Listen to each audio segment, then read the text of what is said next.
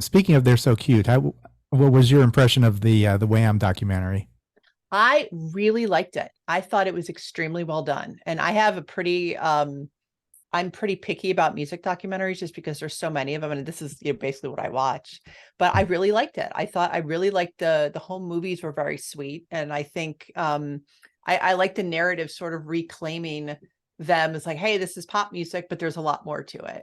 And I had no idea that Wham in China was made to try to break them in the US, which was totally mind blowing to me. We have that on Laserdisc. So we have that was like the happiest day. We went to a record store and I found that in the Laserdisc section and I was like, oh my God, this is so great. So but yeah, I really liked it. What did you guys watch it? What did you think? I loved it. I had seen before, it might have been somebody who saw it before it was Mhm. released. Somebody said that they didn't get more than they had already known out of it. So I didn't know what to expect. I loved it. I got a lot out of Yeah, it. I I did mean, too. yeah, the footage was great. I mean, I just, you just love watching the interaction, their relationships, just so heartwarming. And I mean, Yeah, it's a true partnership.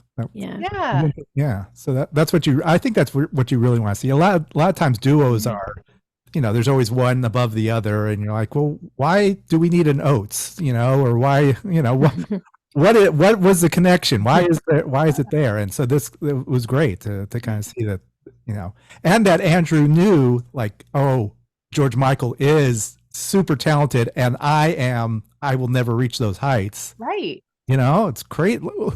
Who knows that? To like, He there's, was the driver. He was the one, Yeah.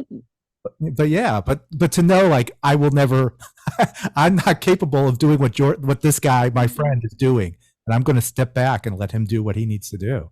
I mean, I think that's the crux of it. Like in hindsight, and I mean, that's just mind blowing, And I think I think at the time it maybe wasn't necessarily that smooth. And I think with hindsight, he's like, yeah, I can see it now as an adult, and he's done pretty well for himself too. But it's true, saying, hey, we're going to end at just the right time. George needs to do this. And they stayed friends. I mean, I think that's the key is that they stayed friends, which is really beautiful and sweet too that they broke up and it wasn't acrimonious and it wasn't like, oh, we're never talking again. Like they're still like best friends growing up, and so that's really sweet. I really like that aspect too. It was really heartwarming. Yeah, I loved seeing the footage of like from Band Aid, where he seemed to be in awe of all the artists that he was there with.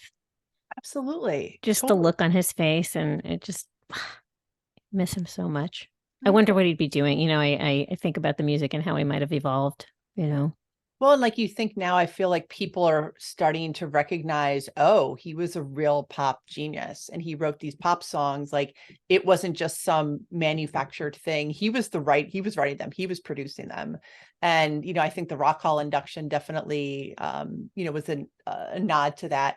But I definitely think, yeah, people are more, and I'm sure you've seen this in all the interviews you've done, people are much more willing to give respect to 80s pop music now and say, hey, there's a lot more going on here. And so that's been the, most fun thing about the last few years. But I think, he would have gotten maybe a second wind and some respect. And the fact that, he was out. He came out at a time when, it was really, difficult for your career if you came out.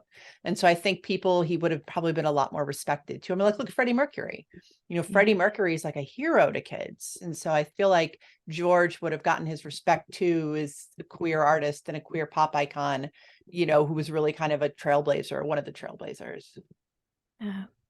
Yeah. One of my favorite clips of George Michael is he's on a talk show with Morrissey. Have you ever seen this where they ask him about Joy Joy Division. Division? Yeah, and Morrissey's just like, Joy Division, like just like that. And then George like gives a succinct and just very thoughtful analysis of Joy Division. Like, wow, wow, George, We should have seen that coming. Like, it's like, why did we not see Morrissey like 40 years earlier? Like all the right? signs were in front of our face,